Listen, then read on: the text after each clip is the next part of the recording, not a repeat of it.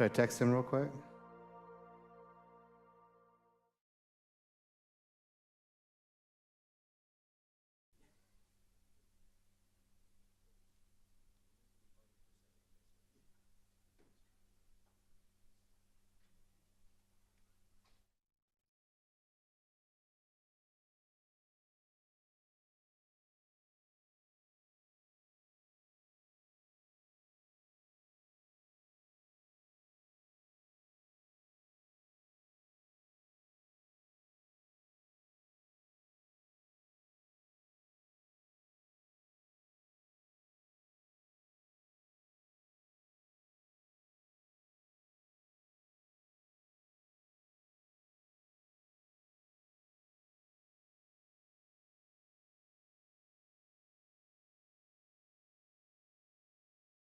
Order. Can't, whoa, wow, that's loud. Would the clerk please call roll? Commissioner Long? Here. Commissioner Madrid? Here. Commissioner Thomas is absent. Vice Chair Diedrich? Here. Chair Ledoux? I am here, thank you. Joe, would you like to lead us in the pledge tonight?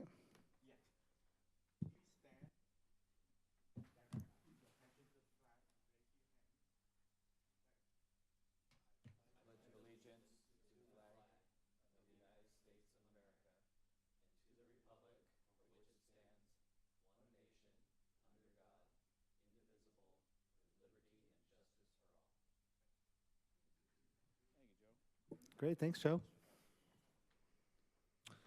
All right, item number 4, presentations. There are no presentations tonight. Are there any modifications to tonight's agenda? There are none. Okay. All right, we'll need approval of tonight's agenda. All in favor, please say aye. Aye. Any opposed? All right, hearing none, that passes. Public comments. Madam Clerk, are there any requests to speak on items that are not on tonight's agenda? There are none. Okay, anybody in the audience that would like to speak on anything that's not on tonight's agenda? All right, moving along to approval of the minutes. Can I ask the Planning Commission for approval of the May 8th, 2024 minutes? All in favor, please say aye. Aye. Any opposed? All right, hearing none. Nothing on tonight's consent calendar. And there are no public hearing items tonight, interestingly enough. That's why the crowd is significantly smaller tonight, right? Not online. All right, item number 10, discussion. So we got a couple of discussion items tonight, right? 10.1, fiscal year 24-25 mid-cycle capital improvement program, general plan consistency findings. That's a lot. This is item number 10.1. Could the Deputy Community Development Director please present this item? Thank you, Chair. The item will be presented by Principal Planner Doug Darnell. We also have Carlos from our CIP manager that will provide some additional support if needed. And we also have Nick just in case. So thank you. Thanks, Nick. Thank you. Good evening, Mr. Chairman, members of the Commission. Doug Darnell, Principal Planner. The item before you is a general plan consistency determination for the city's mid-cycle CIP projects identified for fiscal year 2024-25. First off, I'll just begin by stating the overall goals of the CIP based on the framework of the city's mission statement, and that is that Menifee be recognized as a safe, clean, vibrant, and innovative community which responds to the diverse needs of its residents, businesses, and visitors. So this is it's definitely an important program here. The CIP includes a 2-year capital budget and a 5-year capital program. Prior to approval of the CIP and budget by council, the Planning Commission is required to make a determination on the CIP's consistency with the city's general plan goals and policies. And so just a little background here. A year ago, on May 10th, 2023, the Commission found the 5-year CIP program consistent with the general plan. A month later, on June 21st, 2023, the City Council adopted the 2-year operating and CIP budget. And now here, just a year later, we're at the mid-cycle, and for the mid-cycle budget review, the City Council held a CIP budget workshop on April 17th. And at that workshop, they added 4 new CIP projects to the already existing extensive list of CIP program already in place. Here are the 4 mid-cycle CIP projects added. And here they are. Ceniceros Community Center display sign to be replaced. City Hall backup generator, Getz Road pedestrian improvements, and Banner Park playground.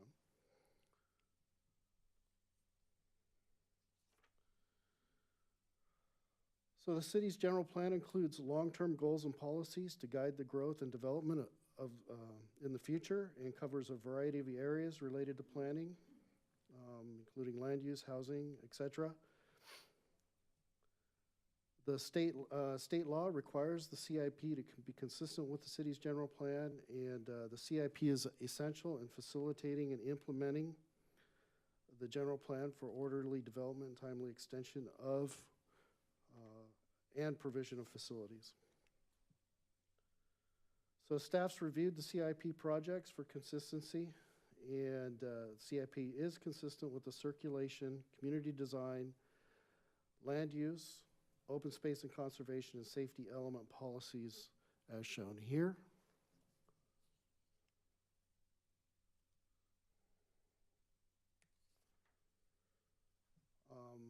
We've reviewed for compliance with the California Environmental Quality Act and determined that the mid-cycle CIP is exempt from the California Environmental Quality Act, as it's not a project per the CEQA guidelines section cited here. It's a fiscal budgeting and long-range planning tool. Does not commit to construct or implement any specific project. So with that, in conclusion, staff recommends the commission determine the mid-cycle fiscal year 2023, mid-cycle fiscal year 2024-25 CIP is not a project pursuant to section 15378 of the CEQA B4 of the CEQA guidelines, and is exempt, and that the commission adopt a resolution finding that the mid-cycle fiscal year 24-25 CIP and budget are consistent with the general plan. And staff is prepared to answer questions of the commission. Fantastic. Thank you, Doug. Great presentation. Do the commissioners have any questions for staff about this program? Yeah, I do. Go ahead, Randy. Good job, Doug. So this is just a step to get started on the next step, the workshop, to get more specific. This is for us to decide if they're within. Oh, no, not for compliance with the general plan. I'm saying it's going to city council from here, correct? Right, the city council still has to approve the budget, which I think is gonna be coming up here in, I think I mentioned June 19th. So one of the things they're going to take into account is our recommendations tonight. Just to be clear, the council already had a workshop on this capital improvement program. You're today, as Doug had mentioned, you're confirming that it meets the general plan requirements, and also that it is not a project. This is just a budgeting and planning tool that the city uses to program for future projects. Each project will do its own CEQA document as it moves into a construction phase. Great. Yeah, I saw that. I just want to make sure that there's not going to be another planning workshop of any kind on this. Okay. Thank you. So you guys do this on a day-to-day basis, right? This is what you guys do. This is what you specialize in. So you're asking us to decide if, or determine if you're within compliance with the city standards. So, I mean, And you're saying that you are. So I have no questions about that whatsoever. Joe, you have a question about that? Correct. Yes.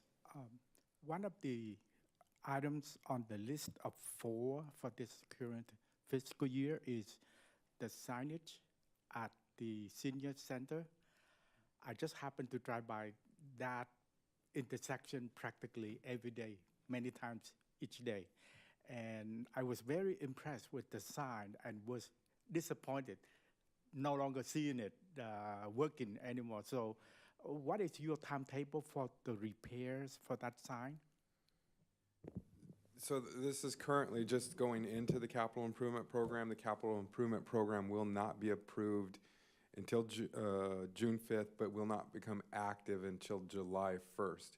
So staff can't physically start working on the project until after July 1st when it is a budget. So it would take, a couple months for us to go through an acquisition process, scope it out, spec it, do the specs, and then order the materials.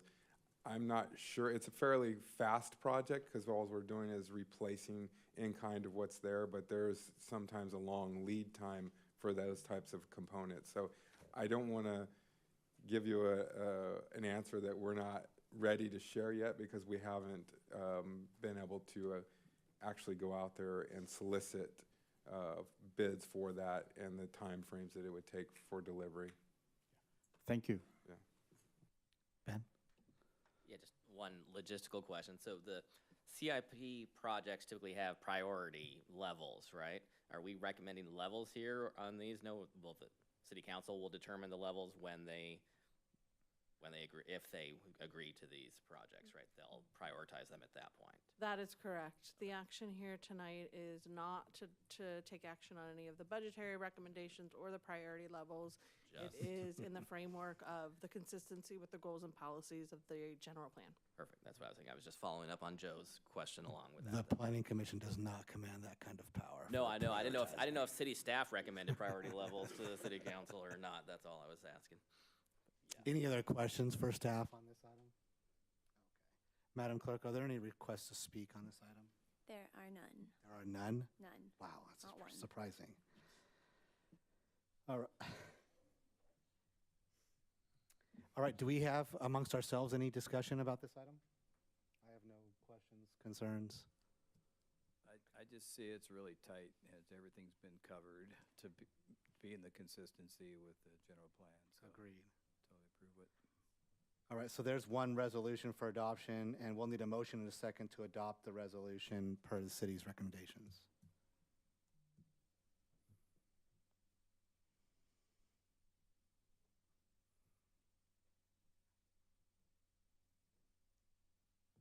All right, that passes 5-0.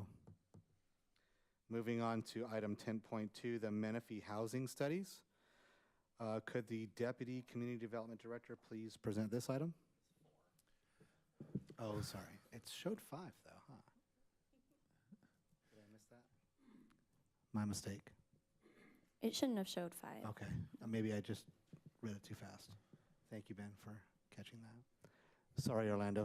No worries. The next item, we're gonna do a combined presentation with Doug Darnell again and our consultant from Placework. This following item is a work effort from our housing element. It's an action item from a housing element that basically mandated for us to go through this effort and prepare these reports for the city. So today we're going to go over those reports, and we do have our consultant that will do most of the presentation. Doug will do some introductory slides. All right, thank you. Doug's having a busy night tonight. Yep. My show. Thank you, Mr. Chairman, members of the commission. The item before you is a discussion item of Menifee housing studies, which include both a housing market study and inclusionary housing feasibility study. At this time, I'd like to introduce Steve Ganells. He's sitting on the other side of the room from me here.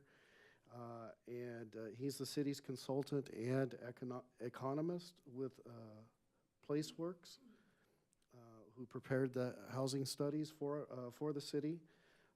And so the way this is going to work is we're going to split our efforts here on the presentation. I will begin with some background introduction for the first few slides. Then Steve will get into the meat of the studies, and then I'll finally wrap up with the last few slides with next steps and recommendations. So here we go. So the studies have been prepared as part of the city's efforts to address and accommodate housing needs identified in the city's housing element of the general plan. The city adopted its sixth cycle housing element about a year and a half ago in late 2022. We recently completed, earlier this year, an annual progress report of our progress on the housing production so far to accommodate the city's housing need, which is also known as the Regional Housing Needs Allocation, or RHNA. And in this table, you see the city's producing housing units above and beyond the RHNA for the above moderate income category. But the real challenge is that there's very little in the moderate and lower income categories.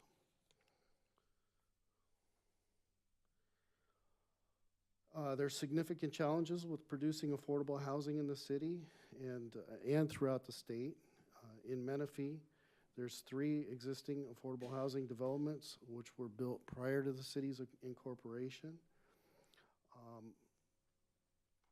For this housing element and this sixth cycle housing element, for any units to be counted or towards production and accommodation of our sixth cycle RHNA, which is the 8-year cycle from 2021 to 2029, they need to be produced in that period to count for this housing element.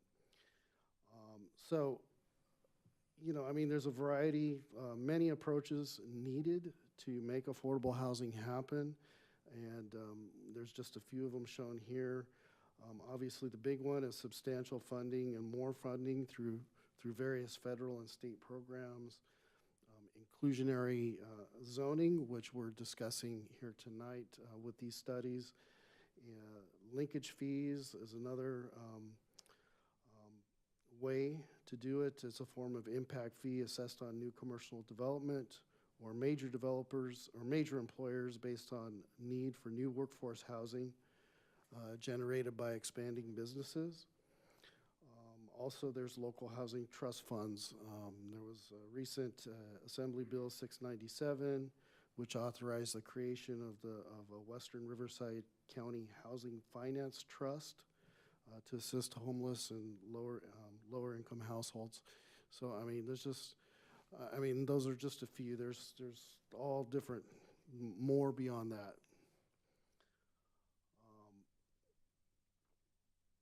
So the city housing element includes Program Actions 29, which call for a housing market impact study, and Program Action 30, the inclusionary housing feasibility study, the 2 studies we're looking at tonight. And so we hired PlaceWorks to prepare these studies in February of 2023. So they've been working on this over the last year. The studies fulfill and implement these 2 program actions of the housing element. We've also, as part of preparing the studies, we reached out to market rate home builders, affordable housing developers, lenders, and realtors to get input on this and their perspectives. So that was important. Like I said, this Menifee housing study includes 2 studies in one: the market impact study, assessing the demand and types of housing needed and constraints and barriers to housing in Menifee. And then the inclusionary study includes requirements and considerations for an inclusionary ordinance, financial feasibility analysis of 6 residential prototypes, and provides recommendations on how the city might approach inclusionary zoning ordinance. So at this time, I will hand it over to Steve Ganells, who will take it from here.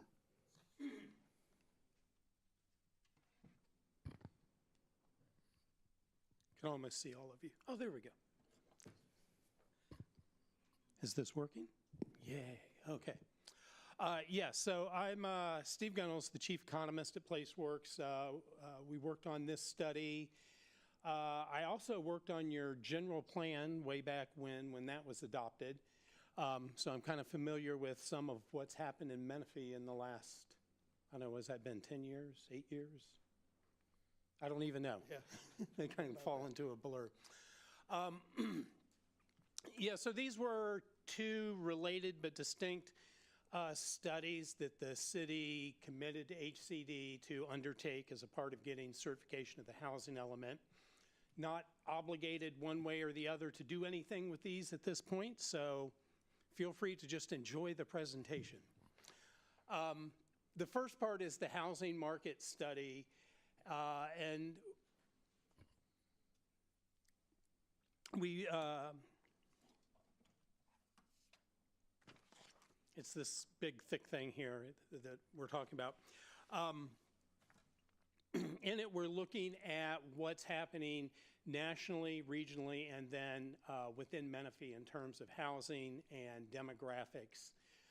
Look at what the trends are going forward and how that interplays with the development of housing under the RHNA and housing in general. From the housing market side of things, there are a few key findings that are important. Times are changing in Southern California. If you look back at the U.S., the average household size has been declining since the 70s. That hasn't been the case in California. It continued to tick up incrementally. But nationally and here in Southern California, what we've seen is since 2007 a decrease in birth rates and fertility rates. And we're at record lows, and the trend is continuing downward. And as that filters through, we're going to see smaller average household sizes. And that's important when we think about the type of housing that's getting built. Now, you may not see that so much in Menifee because you're growing, you're building a lot of housing, and the people who are moving into the new housing here are more often going to be families. But if you actually look at the demographics of who's moving into existing housing, you really start to see that change in household composition. And this is also with the aging of the baby boomers who haven't yet left Southern California. They're holding on to their homes. And so this is really changing kind of what the need for housing will be going forward. As we went through this process, one of the things we found was the developers like to use the term attainable housing. So we're not talking about state-defined affordable housing and income limits, but really, I guess you could generalize and say, what can a typical middle-class family afford? And Menifee is one of those places where they can still afford to buy a new home in ways that there are a lot of other places that they can't. And that's part of what's helping fuel the continued housing growth in Menifee. But what we see, we looked at and there's a map in the report, what we call Southwest Riverside County. It's a Census Bureau designation that runs up to Menifee and Paris and then over to the county border, so it takes in Lake Elsinore and everything down to Temecula. And when we look at this area, what we see is a lot more townhouse development and multifamily apartments and condo development that's not occurring in Menifee. Now, some of that makes sense in that, if you go back 20 years, the movement out of San Diego County up into Murrieta and Temecula was single-family housing, and then that market matured, and they started having a lot more townhouses and condos, and that hasn't reached Menifee yet. And that is part of what plays into one of the constraints on affordable housing, which is almost always going to be multifamily housing. But even for moderate income households, between 80 and 120% of the median, a lot of times that's going to be satisfied just through market rate apartments. The rents they would pay would be affordable for them. And that's not happening. So, one of the things we were looking at was why. And are there constraints? Are there things Menifee's doing that makes that hard? And generally, when we talk to developers, their consensus was it's just a market timing issue. It's still more lucrative to build townhouses, condos, and apartments south of Menifee and north of Menifee. And they're convinced that you'll start seeing more of that investment steered this way over time. And as we look at it, we kind of we kind of agree with that assessment that it's really the market and the rents. It's still more lucrative elsewhere, and that's why it hasn't occurred here. As we just make sure I don't get too far ahead of myself.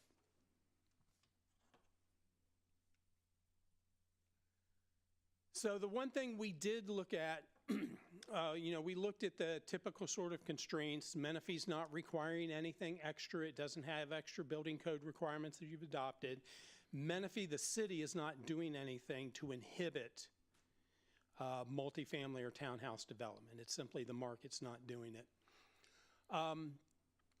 The one issue that did come up was some developers were raised the issue that where you have zoning for higher density, for multifamily housing that would permit that, is kind of not in the central parts of Menifee where there's grocery shopping things to do. It's farther out, and that's less attractive to a market rate developer who's going to build multifamily housing.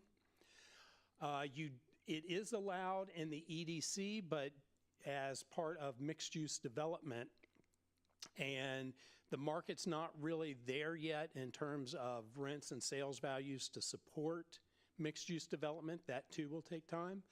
So the one recommendation we have coming out of this to consider is whether or not it would be appropriate to think about having some higher density residential zoning closer in to where more of the shopping is that's not part of an EDC.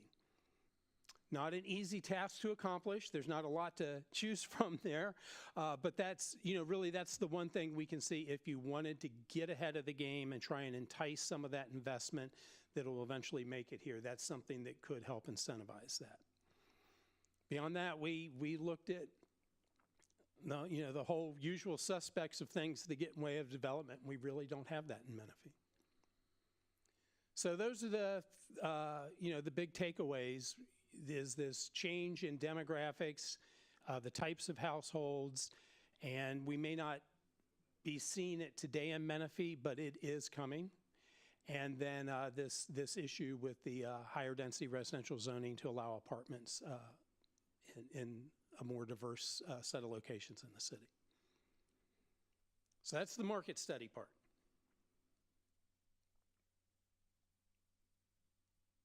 Then we looked at an inclusionary housing feasibility study. So inclusionary housing is basically a zoning provision cities enact that says when you develop new housing in our city, some percentage of that must be affordable to lower income households. And there's very low income, moderate income, there's a 15% bar in the state law. You could do anything under 15% quite easily. It's a lot of flexibility. A lot of cities do it very differently. But that's the main requirement is that the developer build some units that are affordable to lower income households. Going with that, there's a state density bonus law that says anytime a developer builds lower income housing, they get to build more units. They get to increase the density on their project. There are other provisions that go with that. The other big one is they can reduce the amount of parking on their entire project, not just the affordable units. And those are in state law as an incentive. So as we look at the potential impact of what an inclusionary housing requirement would do in Menifee, we're looking at that density bonus as a vehicle the state provides to offset the loss of income coming from those lower income units.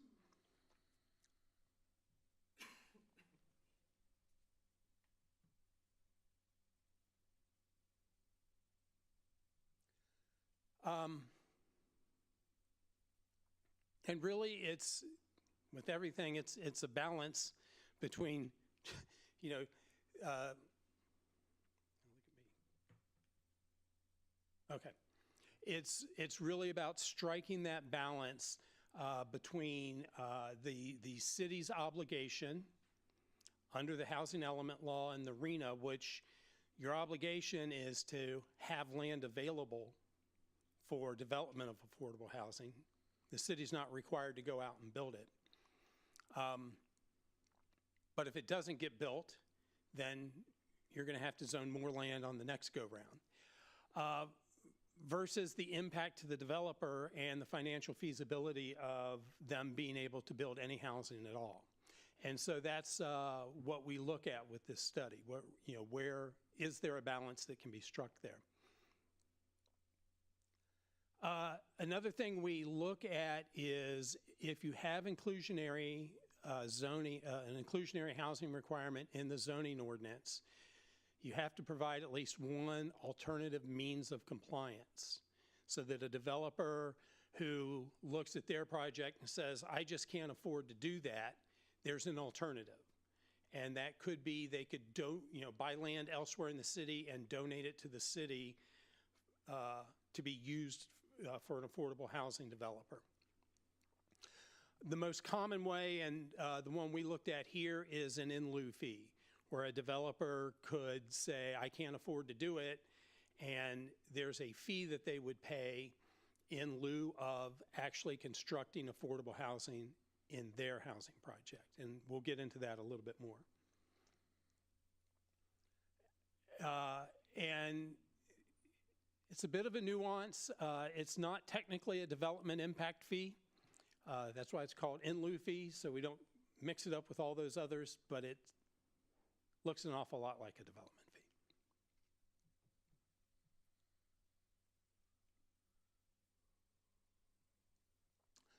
So what we do in the feasibility study is we look at some development prototypes.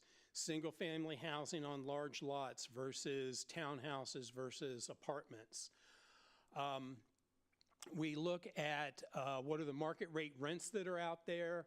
We pulled data on home sales to look at the value per square foot for different size housing units that are sold. Look at the construction costs, financing costs that go into developing housing. And then we create a pro forma where we lay out, here are all the costs that the developers invest borrowing and bringing their own money and spending, and then this is the revenue that comes in, and what's the return on the investment the developer's making. And if we now have a requirement for inclusionary housing, but they get to build extra housing, how does that change that return on investment for the developers? It's still financially feasible.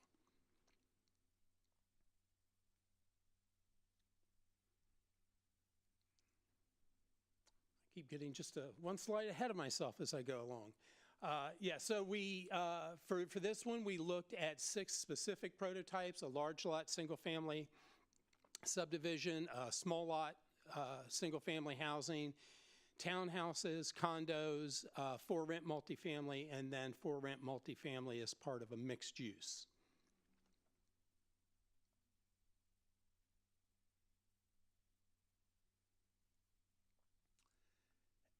So the in lieu fee, the way we've calculated this is we looked at, I've done several of these. I think it was 4 or 5, I forget off the top of my head. The most recent affordable housing projects that were awarded low-income housing tax credits to be built in Riverside County. So most of this is done at a county level. The income at which a household qualifies for affordable housing is based on the county-wide median income. And so we looked at those, and we look at the average development cost per unit for those projects, which was $405,000 per unit. Now, when an affordable housing developer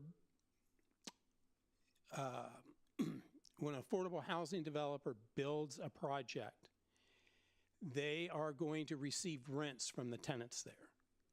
Now, it's going to be a lower rent than what a non-subsidized housing unit would be. So it's not as much. But that affordable housing developer, just like a market rate developer, goes to a bank, borrows money that will be repaid by those rents. And so on average, across those 4 or 5 projects in Riverside County that were approved in the previous year, they were obtaining about $81,000 per unit in bank financing. The low-income housing tax credit is a federal program. They give the credits to the state then divvies it up, and it's a very competitive process to get those. The ones in Riverside County, on average, they were getting about $175,000 per unit. So that left them needing about $148,000 per unit more. And so the affordable housing developer has to go to Riverside County Housing Trust and get some money. And they go to all of these different organizations and try and scrape together the rest of the money. So when we talked to the affordable housing developers, we said, if a market rate developer pays Menifee a fee to not build an affordable housing unit, how much do you need to be able to build that for the city of Menifee? And they said, you know, the bank financing, it is what it is. We're going to get that every time with whatever rent we're going to get.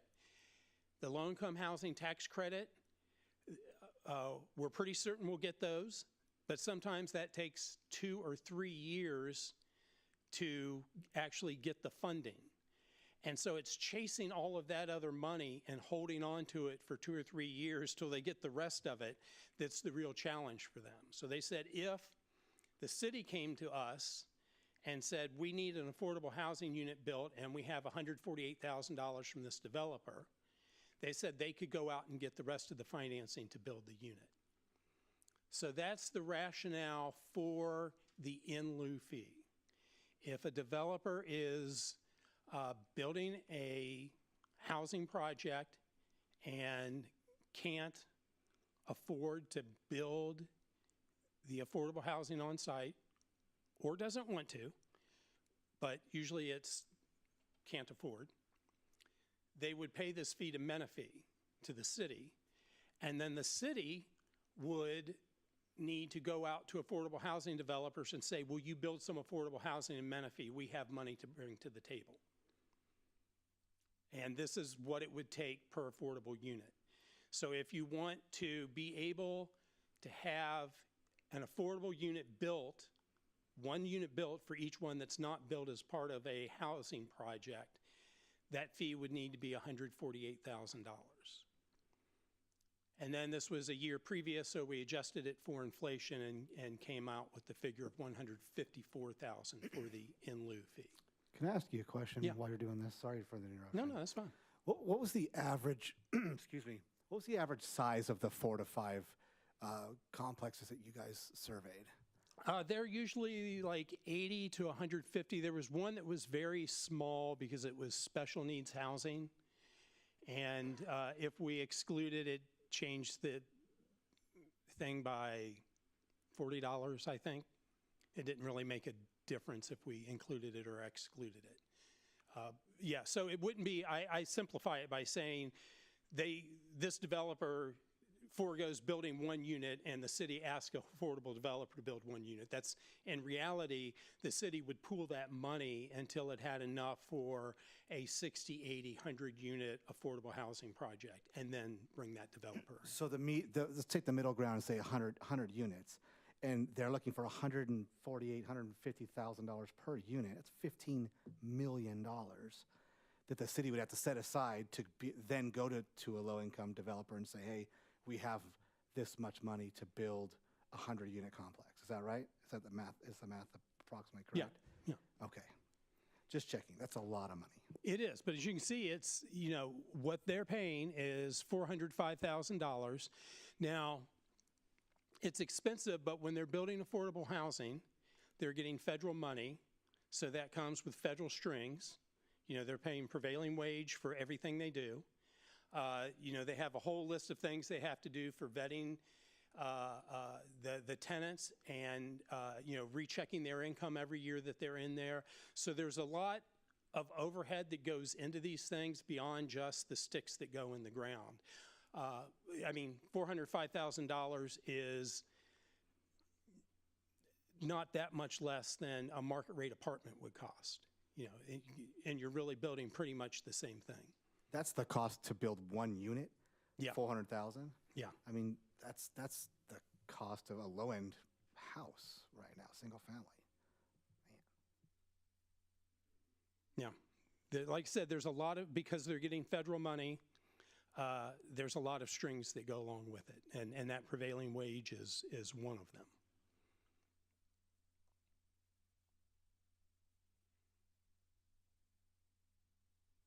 I don't know if you saw in the news 6 months ago, it was $1 million a unit in the Bay Area for a project that the city approved.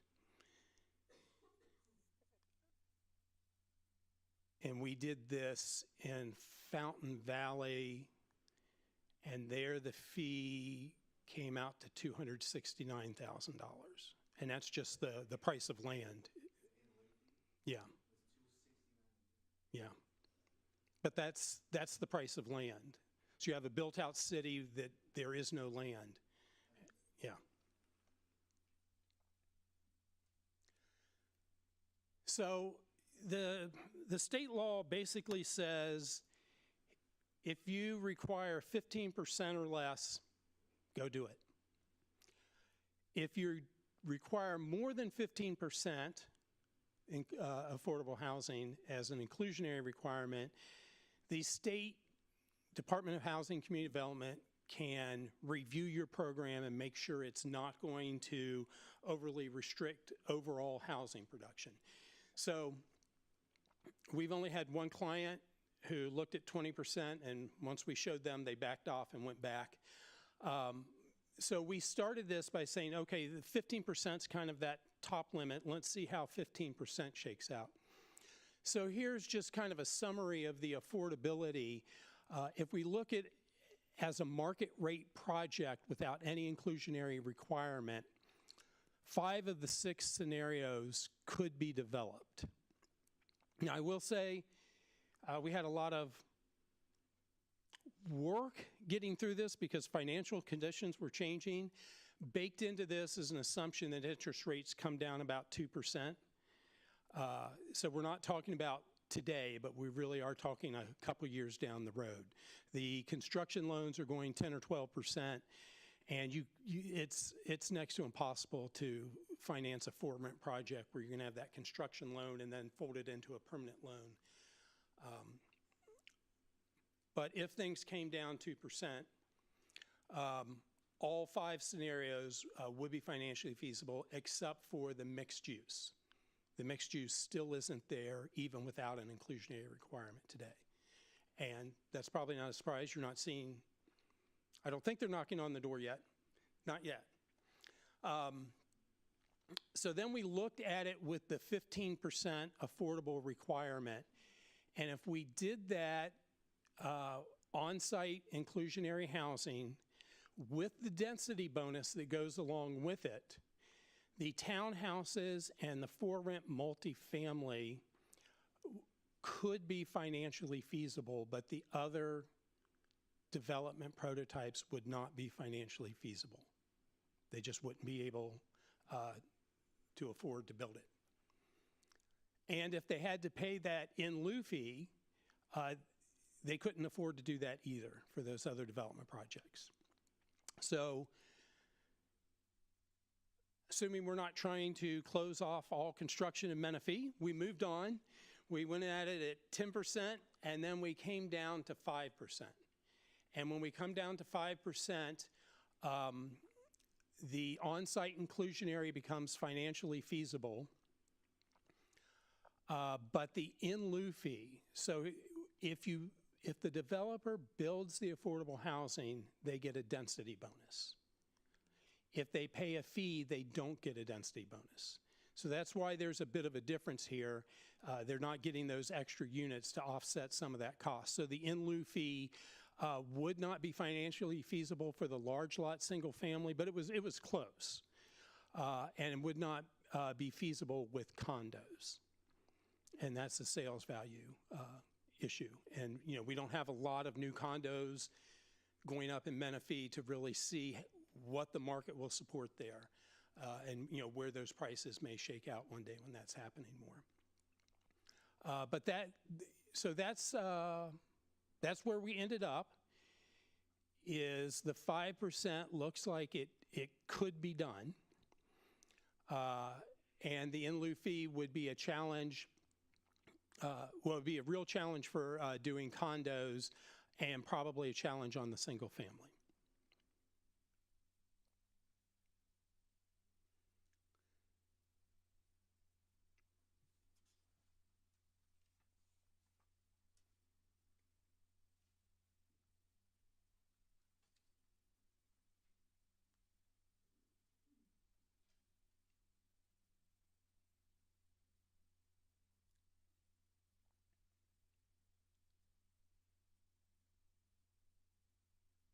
I'm gonna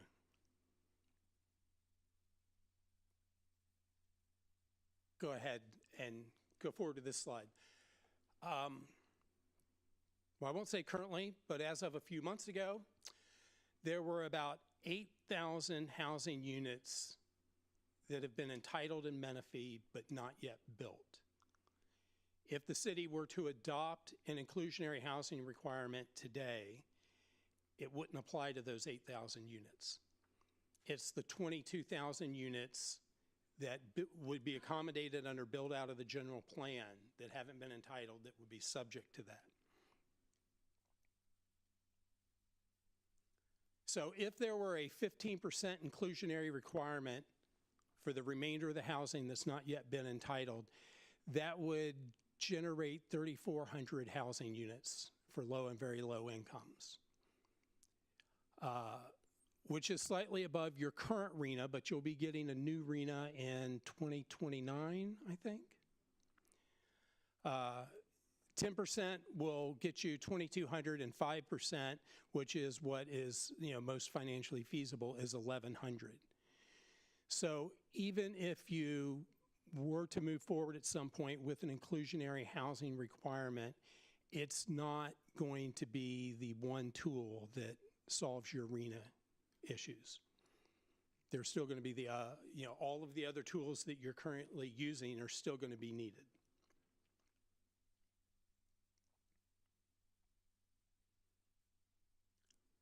So just as an example, if you had a developer that wanted to build 100 units, had zoning in place for 100 units, 5% inclusionary would mean they were going to build 95 market rate units.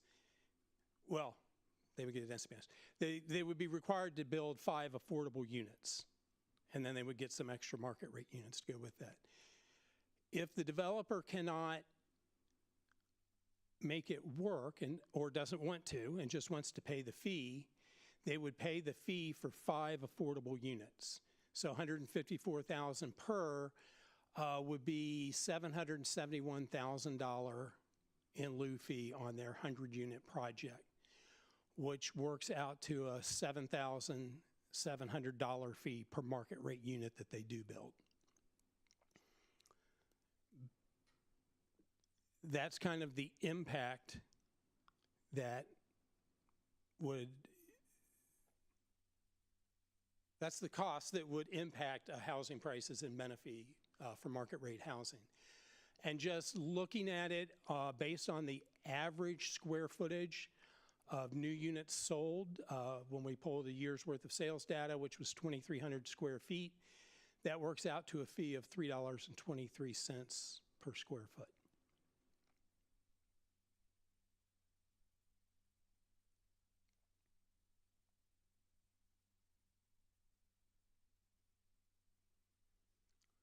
So based on this analysis, if the city were to move forward with an inclusionary housing requirement, we would recommend, it be limited to a 5% inclusionary requirement. Going above that is going to make other types of development not financially feasible. You need some minimum threshold because you get into fractions and then it gets really messy. So we suggested 10 units. And then as an alternative method of compliance, inclusionary fee that would be $154,000 and adjusted each fiscal year in the budget to go up with inflation. And that you would allow a developer, if it's that 100 and the developer could do 3 units affordable, they could pay a fee for 2, so they could mix and match, whatever works best for the developer.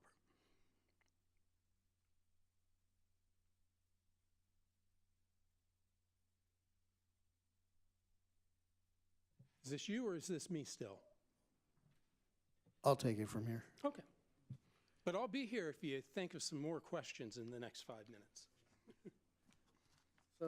So in addition to the studies, I just wanted to cover some other things here and mention that staff had researched examples of inclusionary zoning adopted in other jurisdictions, such as Harupa Valley, Fontana, and a proposed ordinance in Riverside that is still pending and being continued for more study.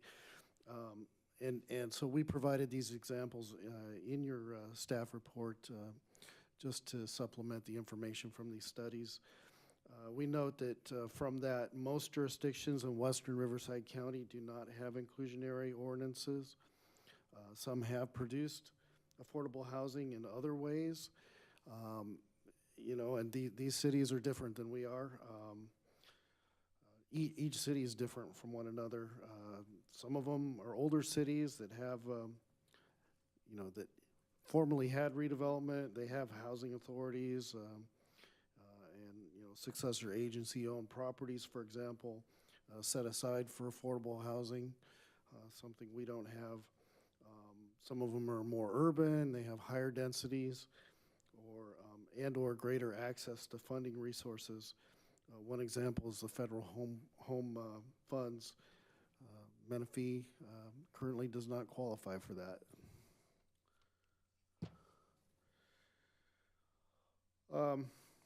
Just a summary of what we see as the pros and cons of inclusionary zoning.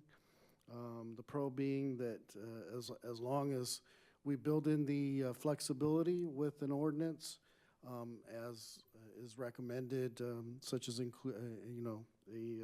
in lieu fee and so on, we'll ultimately see production of affordable units, which we're not currently seeing now. The cons are in lieu fee can reduce overall housing production. It could also result in added costs passed on to home buyers, pricing them out of the market, and housing just being less affordable overall.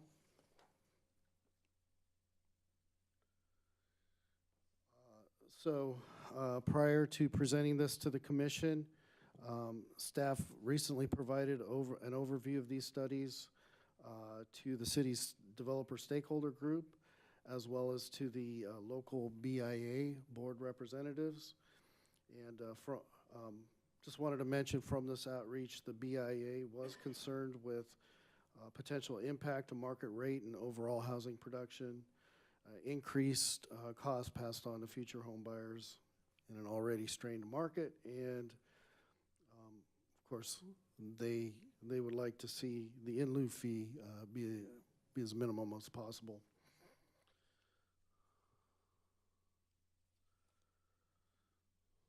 So with that, for this item, the commission is being requested to discuss the information provided and provide input to staff.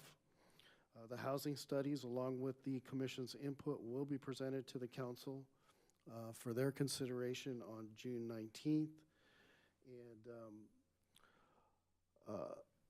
in terms of how they decide to move forward, the options that we see for consideration by the council move forward with preparing an ordinance per the study recommendations,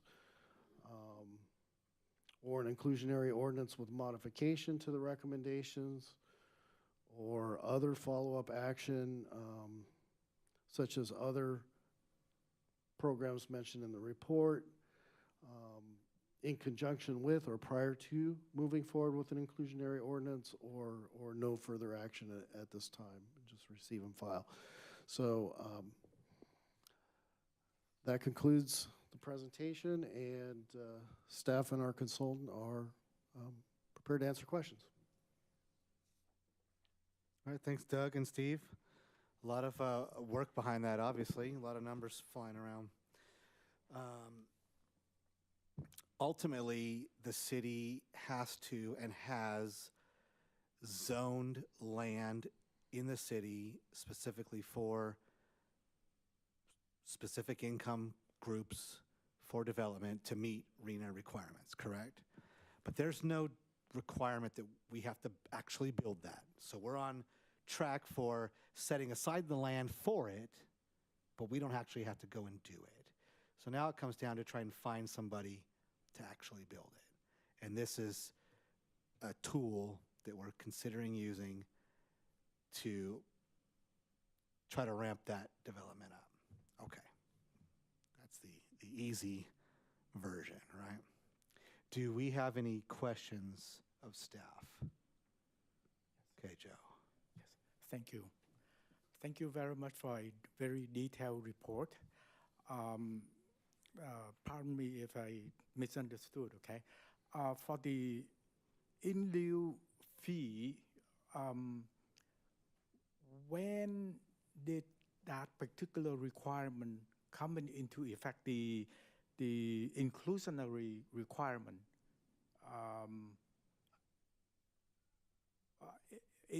Affecting developer? When? The reason why is before the provision, builders was not inclusionary provision was not part of the equation. Now, after the effect, the requirement is enacted. Now, builders would have to pay for that additional cost, and then the concern I have is then builder is going to have to pass those costs to all buyers. So actually, it's the requirement that makes the housing condition, the housing market worse, not better. Actually, on the one hand, builder would have to lower the price for a specific number of buyers, and yet raising the price for all other buyers. So the net effect is pretty much insignificant. So that's I'm very concerned about that particular impact. So when did the requirement come into effect? Commissioner Long, the information provided today is just for informational purposes only, right? This information will be presented to the City Council. The City Council will then determine if they want us to move forward with some type of inclusionary fee, right? Again, as Doug indicated, there's various options in terms of what could happen at the council level. We don't know if they want staff to proceed with this. Let's say that they do want us to proceed with this and in fact have an ordinance to have an in lieu fee, for instance, or inclusionary ordinance, then the ordinance could be written in a way where it could be in effect, the 30 days after an ordinance usually becomes in effect, or it could be delayed 3 months, or it could be delayed 6 months. It's really up to the city to determine when that ordinance becomes effective. Oh, so it's up to the city to decide. That's correct. I Yeah, see. Joe, for And- tonight, we're just talking about our thoughts on it before it goes to city council to decide if we're actually going to adopt something like that. Yeah. So there is nothing on the books right now. That's good. And yeah, definitely it is not a mandate by the state that we adopt an inclusionary ordinance. So, but part of our general plan program actions required that we study it. And then that study, if we decide to move forward, will be, how we, directs us on how we want to approach the ordinance, or whether, it supports it or doesn't support it. Another point that I would like to bring up to your attention, on page 88, the document, public document, Yes. project costs, the title of the table, hard cost.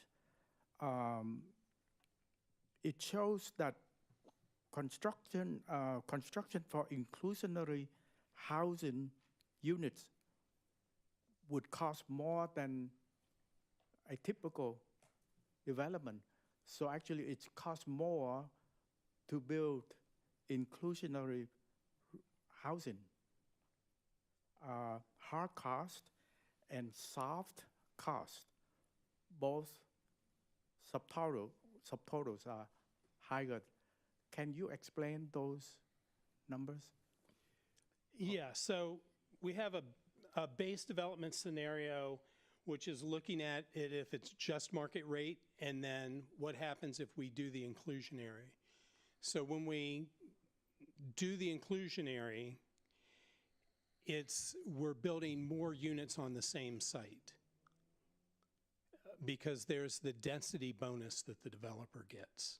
So they're actually going to build more units. So the overall cost of the project is going to be more simply because they're building more units. But they would be building it on the same site. So the land cost is going to be less for each per unit. The cost to grade the site is going to be less per unit. So the overall cost is more because it's a bigger project, but the cost per unit actually comes down. Now I understand. Okay. Now you're speaking appraiser language for Joe. Thank you. Go ahead, Ben. So currently, there's no requirement to actually build our low-income RHNA numbers, right? So what ramifications, if any, are there if we don't build? Right, you mentioned something about that, or I think you mentioned something about, right, that in the next go-around, those numbers would have to go up then because we didn't build any? Is that right? What's the downside other than not having affordable housing here? What's the downside if we don't actually build any of those low and very low RHNA number? Yeah, I mean, we need to, I guess the answer to that question is, we have a vast array of programs, including the 2 programs that required the studies in the housing element. And each year we do an annual progress report to HCD. And we need to show meaningful progress towards meeting our housing goals in each time we do those annual reports. So, if we don't take steps forward and trying to encourage more housing and more affordable housing, I mean, it could, really the consequences, will we lose our housing element certification? And so, we need to continue to keep working towards our housing goals. Maybe maybe we go forward with an inclusionary ordinance, or maybe we decide, no, this this is not the way, we want to do something else, but we need to, continue to keep trying to look for ways to do it. Commissioner Dieter, but I guess, the short answer to your question is if the city opts not to do one, are we going to get penalized? And I guess the short answer is most obviously not. We won't get penalized. We won't get penalized if we don't enact this, right? Correct. But if we don't meet those numbers because we don't enact this. Again, as our consultant indicated, obviously, next cycle, we're going to be hit with additional numbers, right? So the number will continue to go up, and it's just going to be more challenging for cities to set aside land that's going to accommodate those numbers, right? So, but to Doug's point, I think it's the city's desire to find other ways to provide those type of units. And again, this is not the only way. There's other ways the city can do it. Thank you. Yeah, Doug, looking at your chart to where we stand on the low and the very low, yeah, I see where you're coming from. And I can appreciate the innovation that Steve's doing to try to make this work. If we were voting on this today, I wouldn't know enough to vote about it. I have to talk to builders. Is this something the builders, have you spoken with them, Steve? Yeah, there were did. interviews with builders. There were interviews with real estate agents, with banks as well, different stakeholders to get some information. But one additional comment: this is not unique to Menifee. This is something that most cities, especially around us, we're facing the same thing, right? We're talking about same price per land, same construction costs. So they're exactly in the same boat as we are. So is this being applied in Harupa and the cities you mentioned? There are a few cities that do have an adopted inclusionary They zoning. have adopted, but they actually applying. Yeah, their codes require. Yeah. That's correct. There's very few. So they're paying those hundreds of thousands to. There are a few cities that do require developers to pay an in lieu fee, and that fee is different depending on the city.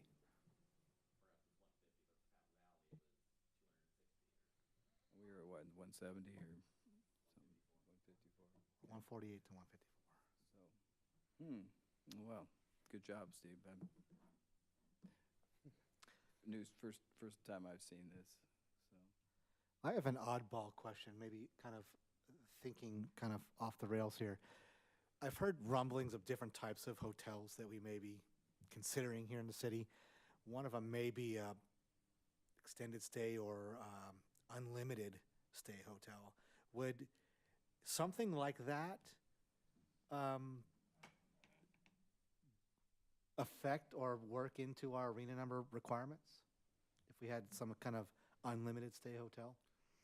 Hotels are limited to 30 days or transient occupancy. So there's no such thing as an unlimited stay hotel? They don't get to count towards RENA. So No. hotels by nature are defined not as a permanent living unit, but as a transient Got it. unit. Yep. Okay. I mean, All right. the Well, there state goes that idea. the state has this home key program where they're actually converting hotels to housing for to get homeless off the streets. So in the example, there was, I think it was $770,000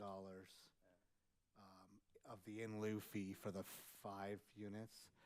So let's say something like that comes to our table and we say, hey, we're going to charge you the in lieu fee, and we take $775,000 and bank it. Do you know how many times we have to do that to actually fund like a city-funded development? Like a lot. Anyway, just a thought. Just kind of my number crunching in my head. Yeah, I think one of Steve's slides illustrated if we adopted at the 5% how many affordable units we could anticipate being constructed based on the fee. It still doesn't get us to meeting the full number of the RENA at the low and the very low. Right. There's still gonna have to be other tools in our toolbox to get to if we're building that. I do also want to add, while the state currently only requires cities to zone to accommodate that RENA. Who knows? Who knows what new state legislation may come down, changing what is required of cities. I was going to ask that question, if there is any talk in the legislature that we know of about making that change, but. I'm not currently aware of any bills mandating anything like inclusionary, but as you know, there are bills that administratively allow affordable residential development in, for example, commercial areas like AB 2011. Let's not speak it into existence. Any other questions for staff or comments amongst ourselves? There's no vote tonight, so this is just comments that the staff's taking from us to present to council. Are there any public comments, Madam Clerk? There are none. Hard to believe. No. This is a juicy subject. Okay. Anybody in the audience besides, well, there's only, okay. Thanks, Michael. All right, so we're moving on now then. Thank you very much for your time and your presentation, both of y'all. Moving on to the community development Chair, director. if I just may, Yeah. just one thing. I mean, we heard a few things here and there, but there wasn't really any. And again, there's no recommendation, there's no direction, but I guess one of your comments that it would take a lot of funds to get a project going, right? So, and that was just one comment from you. I don't know whether that's a good thing or it's a bad thing. So I don't know if maybe just one statement or from each of the commissioners. Honestly, to be 100% honest with you, and I'm just being transparent here, I don't feel smart enough to communicate any comments about this. This is an in-depth discussion that I think probably needs a little bit more fleshing out so we can fully understand the ramifications of each, potential, outcome of the ordinance. Certainly, I think this is the initial step to see if a fee would be possible, what it would generate for the city. I think any direction, obviously at a policy level from the city council, when we present this to them, would require a lot of additional analysis to develop an ordinance, to refine those numbers, to update them to, next year if we're doing an ordinance, more outreach. Certainly this was just the first conversation. I think, perhaps, is this a tool that is something the commission thinks is an appropriate tool to look into, maybe along those lines, in terms of maybe discussion to consider? I mean, we talked about alternative methods, right? And that even if we did enact this, if the city did enact this, it still wouldn't be enough, and we would need those alternatives as well. I mean, I would like to see what those alternatives are, right? I mean, if there's another alternative that gets us to our numbers, then I would not want to enact this inclusionary law, right? And so it's hard to say on its own in a vacuum without knowing what those alternatives are and how much they bring to the table and whether this is the right tool to use or not, if those other tools could be more beneficial to the city or not. It makes it hard to make a judgment call one way or the other on this. I mean, just if I look at the numbers, adding almost $8,000 per house because of it, I don't like that, right? But so I would say, no, I don't like that. But if this is gonna be the best tool and there's nothing else that even comes close to it, then we might not have an option, right? So it's hard without that other information to really be able to say, this, I like or don't like this. It's just hard to see that we're making affordable housing more affordable by putting this kind of money out there. We've already heard, we know it works somewhat. Is staff already up to speed on if this was going to happen? Would it take much more savvy on your part? I'm not sure I understand the question, Commissioner. I apologize. No, I'm just saying, do you guys know everything is to know about this to make it work? We don't know what the ordinance is yet, but I'm saying along the lines Right, of what that, we're that, talking about. there is more work to be done if the direction was to pursue options for an ordinance. And I just want to remind the commission that even if you give feedback to say, you know, city council, this might be one avenue to continue looking into, researching, further discuss, the city council might continue to pursue that. Ultimately, maybe after 6 months or a year of further research, they might ultimately say that's not for us at this time. And that's okay too. That's up to the discretion of the city council. We just want to make sure that as we continue on with this conversation, you understand, or at least begin to explore this, and so does the city council, pursuant to, you know, what we agreed to do in our housing element.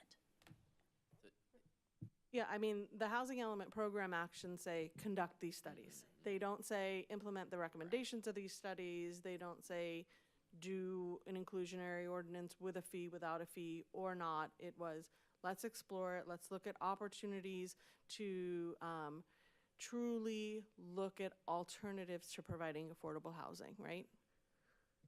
Is city council going to be getting this same exact presentation plus a summary of our wonderful input that we provided? Yes. Right, okay. And as a last comment from me, ultimately, even if the city council looks into this and determines that it's not right now, we don't know where Menifee will be in 5 or 10 or 15 years, whatever the case might be, and the market may be different. And so it really will depend on, you know, the council's judgment and wisdom on this. The interest rates may not come down 2%. The way things are going. I mean, I'm always a fan of more information to make decisions, right? So I think, you know, continuing to look at this is a good thing for both what us or the city council level, right, of continuing to monitor and look at it. Again, I would just put in that I would like to see even more information about the alternatives and what that looks like and what that would bring to the table as well. That's a really good point, and I think I could give you a small additional piece of information just in terms of comparison of size and scope of other funds that are available, right? Doug, in his presentation, shared that the federal home fund program isn't something that the city of Menifee is eligible to receive. Is that because our median income's too high? Is that why, or are other Southwest Riverside County I don't cities believe so. eligible? I'm not for certain though. But then you look at, you know, our annual allocation for CDBG being $500,000 and how we split that up. There isn't a big chunk of money there to allocate to the production of affordable housing, right? PLA, Permanent Local Housing, the PLHA fund that was also in Doug's presentation, we get that annually, and that's about $300,000. So even when you start stacking the other tools that may be available, with the exception of a housing trust that we haven't explored as an alternative, you know, you're making pretty baby steps. Nothing along the scale of what this fee could generate to get us to over 1,000 units to build out. Well, that's a good answer. I mean, this basically is the big ticket item that we would potentially look at as a tool then. Everything else would be maybe a smaller percentage, still helpful, but this might be the best avenue based on that then. Commissioner, if I can just add one additional comment. I think most cities, you know, find it very difficult post, you know, redevelopment, you know, gone away, right? When cities had the ability, you know, when they had redevelopment, they had more options in terms of producing funds. When that went away, it really limited the cities to be able to do this. So some of the cities that have big low-income projects is because they were able to produce those through redevelopment funds, which that's no longer there. Thank you. I think at the end of the day, the state's mandating that we set aside land for affordable housing. I'm in support of housing available for anyone who wants to live here. And so any tools that we can find to help make that happen, I'm in support of. So this is something I would support looking more into and figuring out how it's going to work for us. Those are my comments. Good. You got something to go on? Okay. Good. So, Community Development Director comments? No, just happy to be here. Thank you.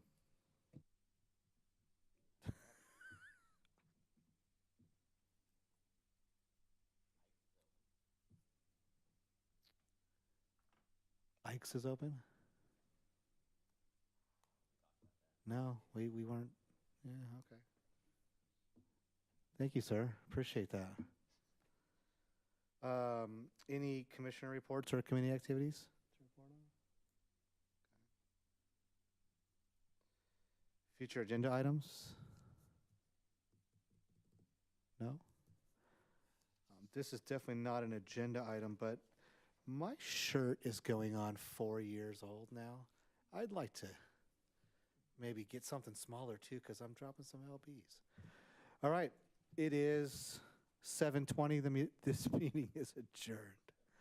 Wanted to get that on record.